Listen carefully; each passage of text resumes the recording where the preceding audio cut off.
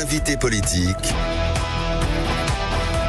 Benjamin Glaise. Sud Radio, parlons vrai avec mon invité politique ce matin, David Belliard, candidat écologiste à la mairie de Paris, actuellement maire adjoint en charge de la transformation de l'espace public et des mobilités. David Belliard, bonjour. Bonjour. Et merci d'être avec nous ce matin. On va parler bien évidemment de votre candidature à la mairie de Paris avec cet objectif, rassembler la gauche dès le premier tour du PS à la France Insoumise. Mais d'abord, un mot sur le budget François Bayrou qui est resté assez flou en ce qui concerne la transition écologique. L'écologie est-elle selon vous la grande perdante de ces annonces du Premier ministre? D'abord, elle est la grande perdante de tout ce mandat. Elle est la grande perdante des deux mandats d'ailleurs d'Emmanuel Macron. Mais là, on voit qu'il y a une forme d'accélération dans le déni climatique, d'une certaine manière, par François Bayrou, avec un abandon complet des investissements dont nous avons intimement besoin, très fortement besoin. Il est climato-sceptique, François Bayrou?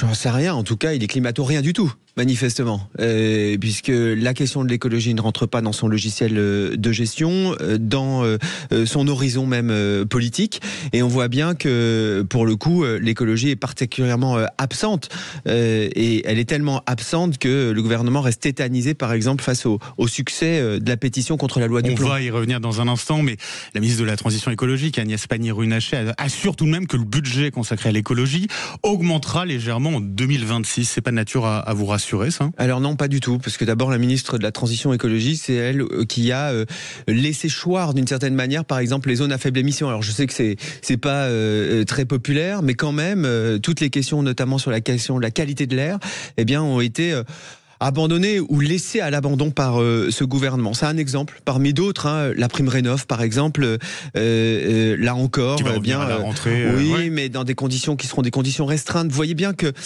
sur la question de l'écologie, vous savez, j'ai appris une chose depuis que je suis en poste à l'exécutif parisien, c'est qu'il faut pas avoir la main qui tremble.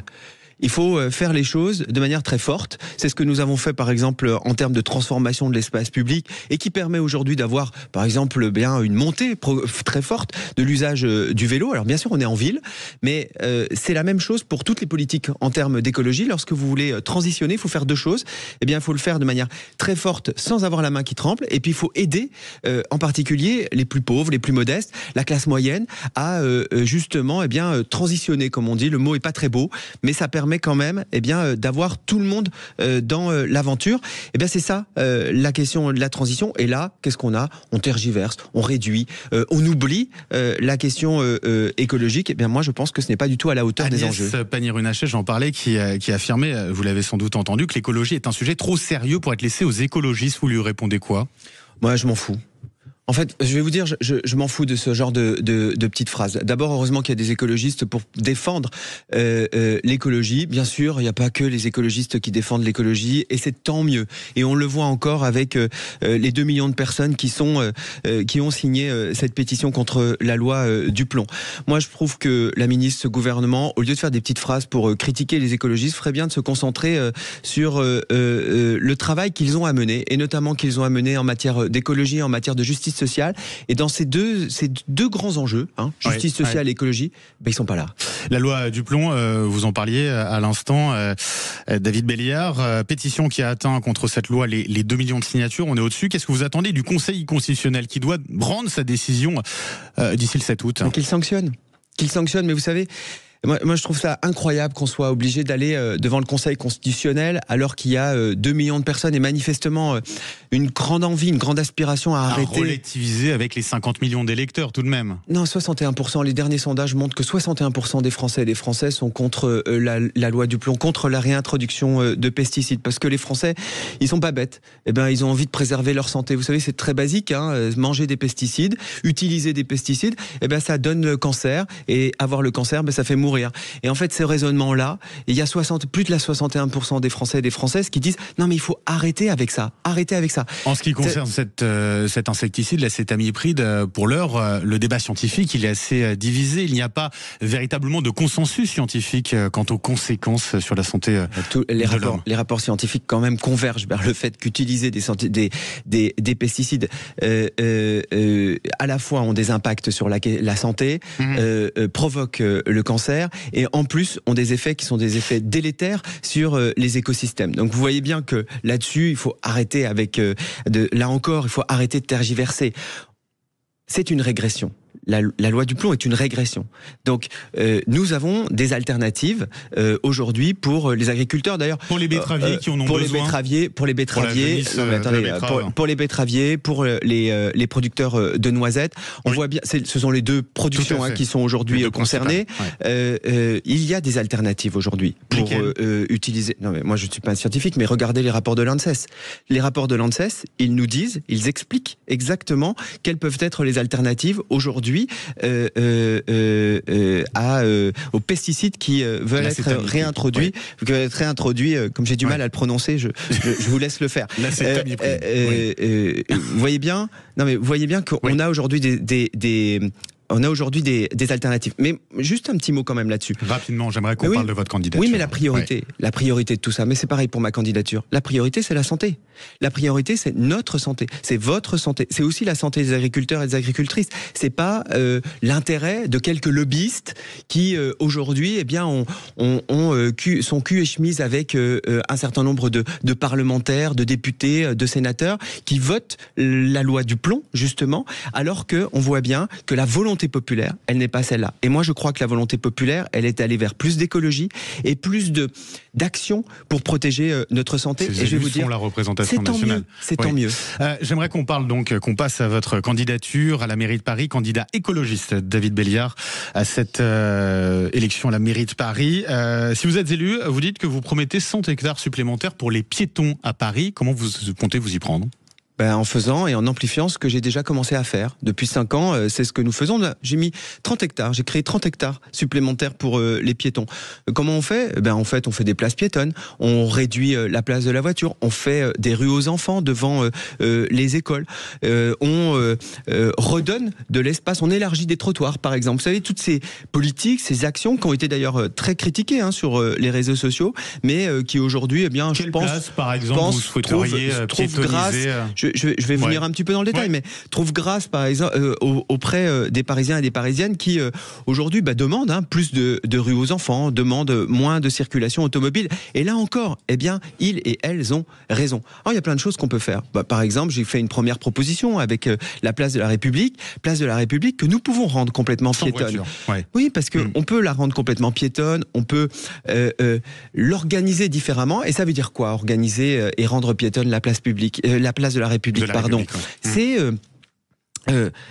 réorganiser d'une certaine manière, c'est réduire la place de la voiture dans tout l'Est parisien. Parce que c'est ça que ça veut dire. Ça veut dire qu'on refait Magenta, ça veut dire qu'on refait Beaumarchais. Je suis désolé pour les auditeurs et les auditrices qui ne sont pas parisiens, mais ce sont des grandes avenues qui sont aujourd'hui fréquentées par beaucoup de voitures et qu'on peut apaiser, réduire. Vous savez, Paris, c'est une ville-centre. C'est la ville-centre c'est le centre-ville d'une grande métropole de 7 millions d'habitants. Le périphérique, ça concerne un peu plus de monde que seulement les Parisiens. Mais ça concerne, vous savez, Paris, ça concerne tout le monde.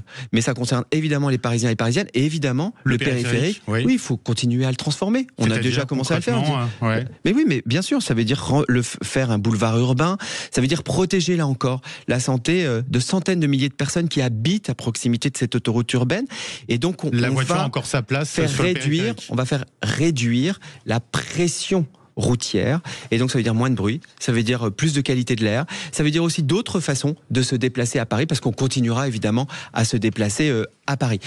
La voiture, elle a évidemment sa place, encore, sauf qu'elle n'aura pas la même place qu'elle a aujourd'hui. Ça veut dire que la voiture, elle sera réservée, notamment par exemple pour les personnes en situation de handicap. Elle sera réservée aux personnes qui travaillent, et notamment aux artisans qui ont besoin encore aujourd'hui de leur automobile pour pouvoir travailler dans la capitale. Vous voyez, il faut changer un peu les choses, il faut faire respirer les choses.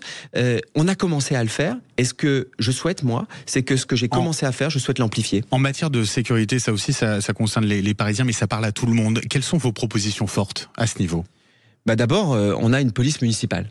Cette police municipale, elle doit être réservée aujourd'hui à l'incivilité, aux questions d'incivilité. Et moi, je veux en faire une grande police de lutte contre les incivilités. Il n'y a pas que de l'incivilité. Alors, c'est la première préoccupation. Je sais que beaucoup de médias et beaucoup de journalistes nous expliquent que la préoccupation des Parisiens et des Parisiennes, c'est le grand crime. Pas du tout.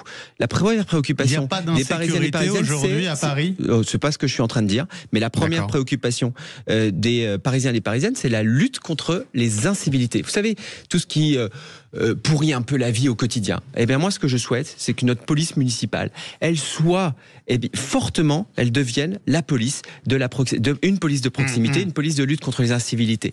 Et puis à Paris, on a une singularité que n'ont pas les autres villes, c'est qu'il y a beaucoup de policiers nationaux. Et moi, ce que je veux, eh bien, c'est recontractualiser, c'est-à-dire faire un contrat avec la préfecture de police pour que les effectifs de la police nationale soient concentrés justement à la lutte contre l'insécurité. C'est ça qui m'intéresse. Et pour ça, on fera des propositions. On fera des propositions fortes, notamment par exemple pour permettre aux policiers nationaux de trouver toute leur place dans la capitale. Par exemple, je vais vous donner un exemple. Je vais vous donner un exemple très simple. Les policiers, ils ont aussi des enfants. Faisons des crèches à proximité des commissariats, qui auront des horaires adaptés pour les agents de police, pour leur permettre de vivre et de mieux vivre à Paris. Et nous aurons ainsi, à la fois une police nationale qui luttera contre les insécurités et une police municipale qui luttera contre les incivilités. Et j'aurai l'occasion d'y revenir plus en détail. Et je suis sûr que vous pourrez m'inviter à ce moment-là. Eh ben oui, pourquoi pas. Le dossier du Parc des Princes. À ce niveau, le PSG qui a annoncé donc avoir retenu 2 sites pour la construction de son futur stade. Décision rendue à l'automne 2026. Ce sera après les municipales. Le club qui n'écarte pas l'idée de rester au parc à la condition de l'acheter et non plus de le louer. Vous proposez de consulter une votation pour les Parisiens. Quelles options ? D'abord, je pense que Paris doit redevenir aux Parisiens, aux Parisiennes, et en particulier aux supporters. On ne demande jamais leur avis aux supporters. C'est eux qui font aussi quand même la vie du club. Et donc moi, ce que je souhaite, c'est que effectivement, on leur demande leur avis pour savoir quel est l'avenir du parc. Moi, je propose de faire 3 options. On vend. C'est l'option manifestement du club aujourd'hui. À combien au prix du marché quand même. Pas à vil prix, comme ça a été proposé quand même il y a quelques mois. Oui. Deuxième chose, on conserve et on reste comme en l'état, ou on cogère. Et on cogère, ça veut dire on met le club, on met les supporters, on met la ville de Paris et on cogère l'avenir du Parc des Princes. C'est ça qu'il faut aujourd'hui ouvrir. Moi, vous savez, je vois bien qu'on est en face à une impasse. Moi, ce que je souhaite, c'est que le PSG continue à jouer à Paris. Et ce que je souhaite aussi, vous connaissez mon option, c'est que le Parc des Princes reste la propriété des Parisiens et des Parisiennes, parce que c'est un patrimoine qui est un patrimoine extrêmement important. Et si le PSG part, le Paris FC pourrait éventuellement s'installer au Parc des Princes. Pour l'instant, mon option n'est pas que le PSG parte. Mon option n'est pas de dire que le PSG doit partir de Paris. Mon avis, et ce sur quoi je souhaite travailler, c'est que le PSG continue à jouer à Paris et que le Parc des Princes continue à rester la propriété des Parisiens et des Parisiennes. Pour ces municipales, vous appelez à une union de la gauche très large, allant du PS à la France Insoumise. Dès le premier tour, ça serait quand même une sacrée performance quand on voit au niveau national le PS et LFI qui sont incapables dorénavant de s'entendre. Mais vous savez, devenir maire de Paris, c'est compliqué. Et gérer cette ville, c'est très compliqué. Alors, cette campagne municipale, elle sera compliquée. C'est pas grave. Moi, je pose les choses. Est-ce que vous avez répondu du côté du PS, vous du savez, côté moi, de je pose les choses. Ils viennent sur votre antenne. Vous êtes en contact avec eux. Moi, je suis en contact avec l'ensemble des forces politiques progressistes de cette ville, parce que je pense qu'il faut discuter avec tout le monde. Bien sûr que ça comprend LFI, mais vous savez, on aura besoin de tout le monde pour gagner. Parce que moi, ce que je souhaite. Vous avez dit, mon objectif dans cette campagne, c'est de réunir tout le monde. Non. Mon objectif dans cette campagne, c'est de gagner cette ville pour continuer à mener une politique qui est effectivement une politique de transformation, une politique de justice sociale. C'est réduire le prix des loyers, par exemple, pour les Parisiens et les Parisiennes. C'est une ville qui est trop chère. C'est une ville qui exclut trop. C'est une ville où on a un problème avec l'école publique. Oui, mais exactement, parce que l'école publique doit être une priorité. Donc, vous voyez, on a des sujets qui sont des sujets extrêmement importants pour les Parisiens et les Parisiennes. Et moi, je ne veux pas que la droite gagne, parce que ça serait la régression pour Paris. Est-ce que vous serez l'héritier d'Anne Hidalgo sur cette élection ? Mais en partie, vous savez, moi j'embrasse le bilan. Vous avez parlé tout à l'heure de la piétonisation, mais c'est moi qui l'ai menée. Qu'est-ce que vous voulez que je vous dise ? Je vais pas dire que c'était pas bien. Au contraire, je pense que c'est ça qu'il faut faire. Donc il y a une partie de ce que nous avons fait ensemble, évidemment, même une très grande partie que je prends à mon compte. Et je dis même qu'il faut l'amplifier. Donc les politiques que nous avons menées, les choses que nous avons menées, il faut les amplifier. Après, nous aurons, évidemment, moi je ne suis pas... je porte un projet qui est un projet singulier, notamment, on en parlait avec le Parc des Princes. Moi, je pense qu'il faut redonner plus de pouvoir aux Parisiens et aux Parisiennes. Il faut leur redonner plus leur avis, faire plus ensemble. Voilà, changer un peu la gouvernance de Paris. C'est aussi ça que nous portons et c'est aussi ça que je porte dans cette candidature. Bon, il y a de l'ambiance, effectivement, à droite. Michel Barnier qui a été finalement investi par les LR dans la 2e circonscription de Paris. On parle des législatives partielles. Rachida Dati ira quand même. Elle pourrait être aussi, Rachida Dati, votre opposante, votre adversaire pour cette élection à la mairie de Paris. Adversaire coriace, est-ce qu'elle vous fait peur ? Ah non, elle me fait pas peur du tout. Moi, ce que je vois surtout, c'est un peu très pathétique, ce qui se passe notamment sur la 2e circonscription.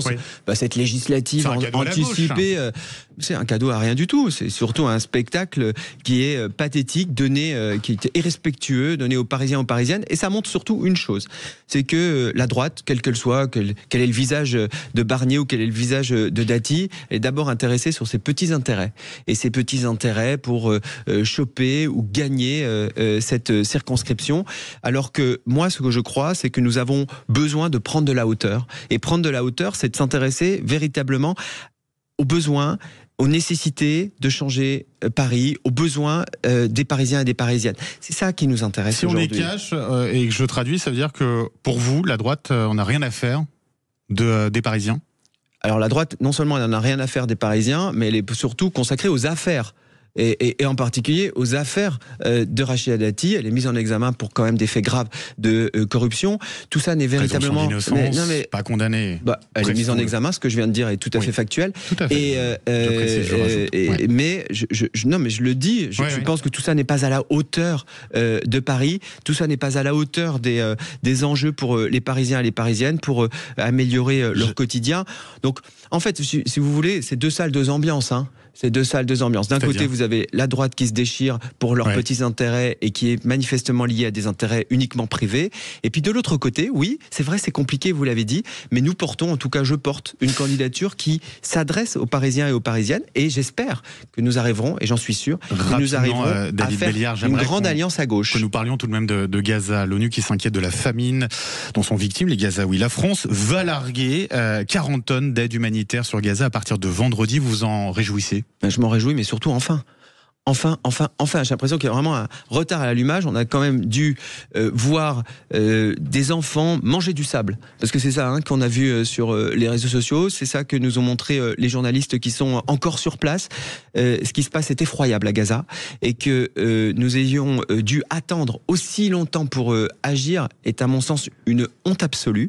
Maintenant, c'est très bien. Il y a Emmanuel Macron a annoncé un certain nombre, 40 tonnes d'aide humanitaire.